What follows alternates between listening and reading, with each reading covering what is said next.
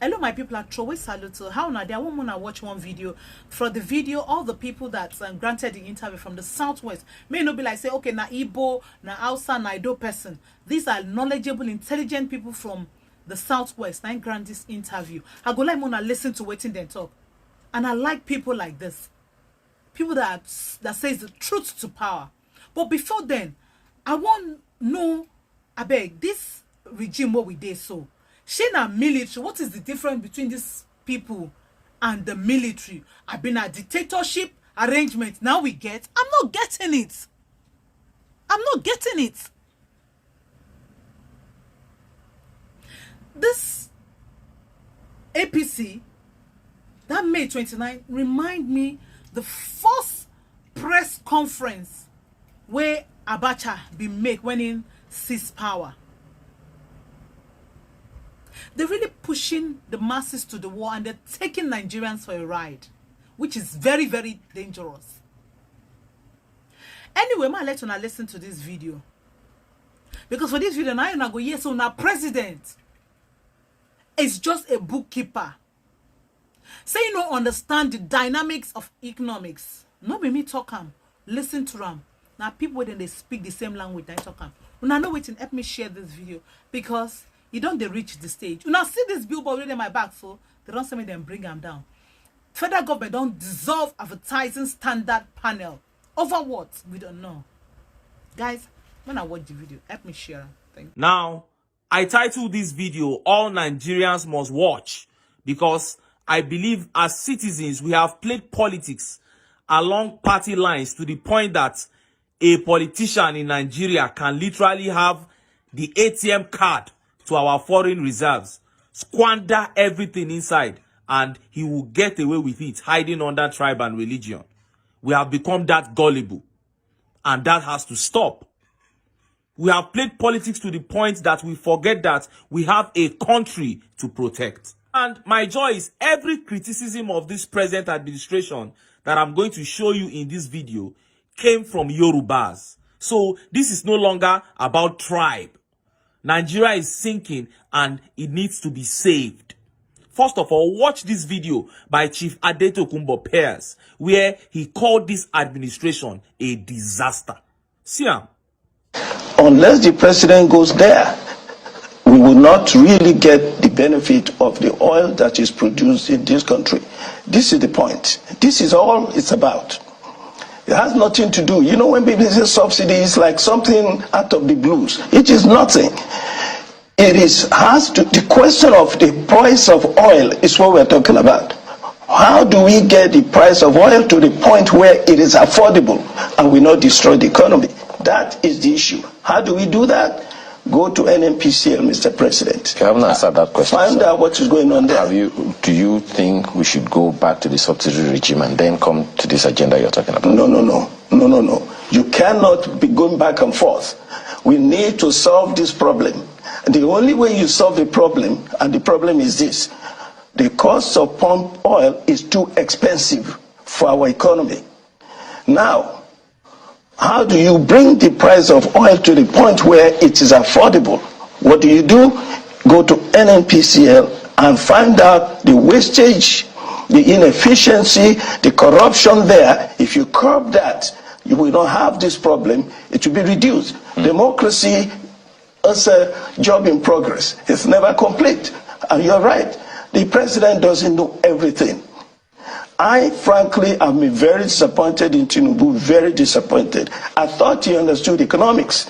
Now I realize he's just a bookkeeper. How do you mean bookkeeper? Because bookkeeper is an accountant.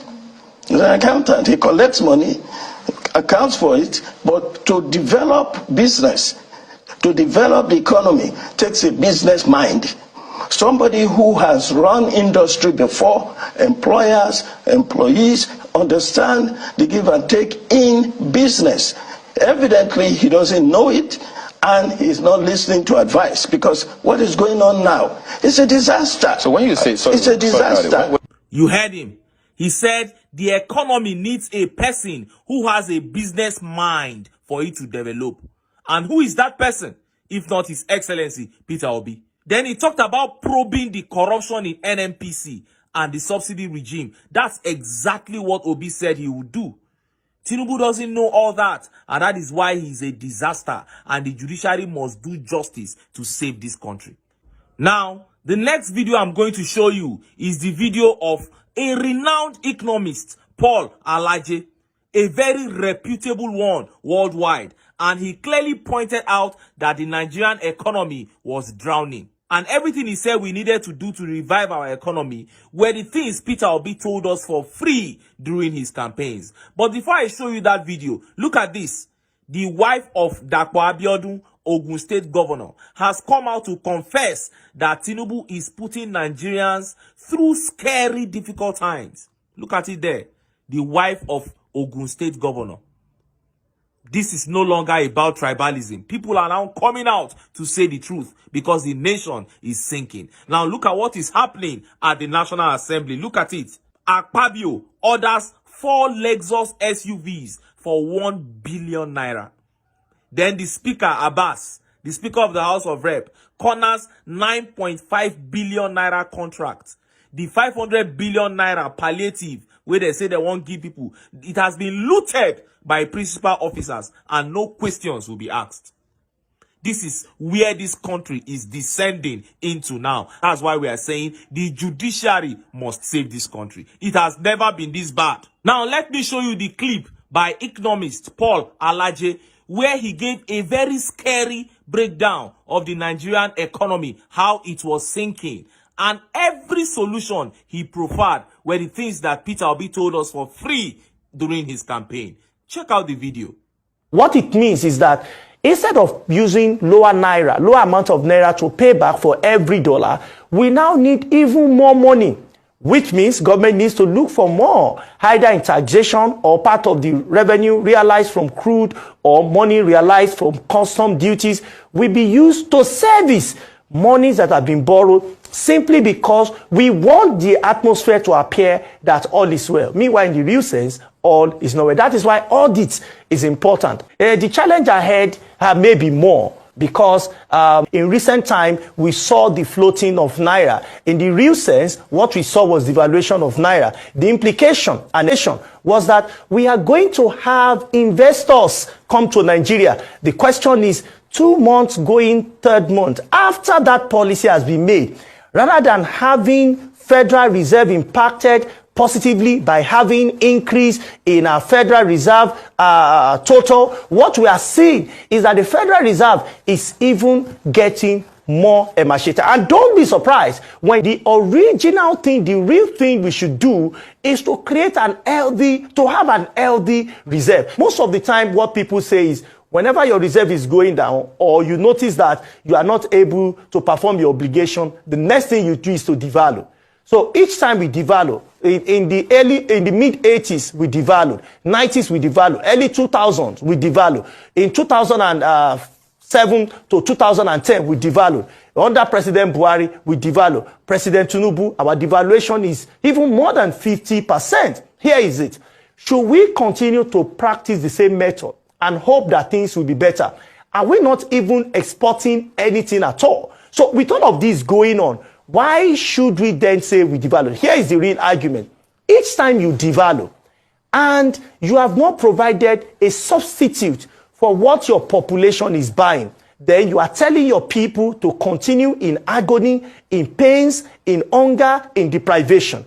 This is because devaluation is a quick fix approach to solving FX challenge. The truth is that if people must still buy basic things that the economy does not produce, that due to inadequate power supply, manufacturing sector is not functioning, due to insecurity and logistic problem, farmers could not produce sufficiently what will be enough for the population, we still have to import food into the country.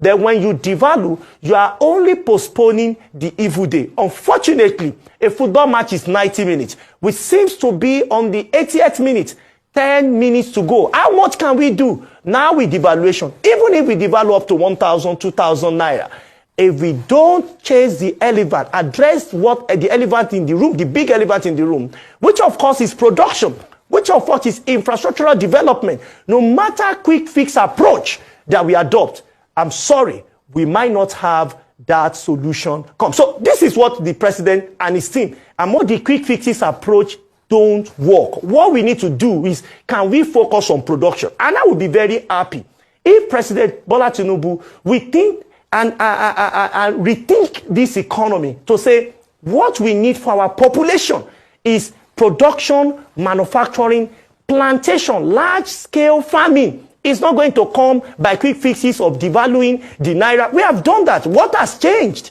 Wow. Wow, what a powerful economic breakdown. And from this breakdown, you can clearly see that the handlers of the economy, the people in charge now, the APC, they don't know what to do.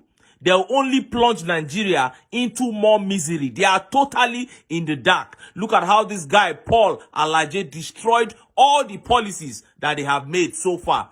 And he kept on saying production.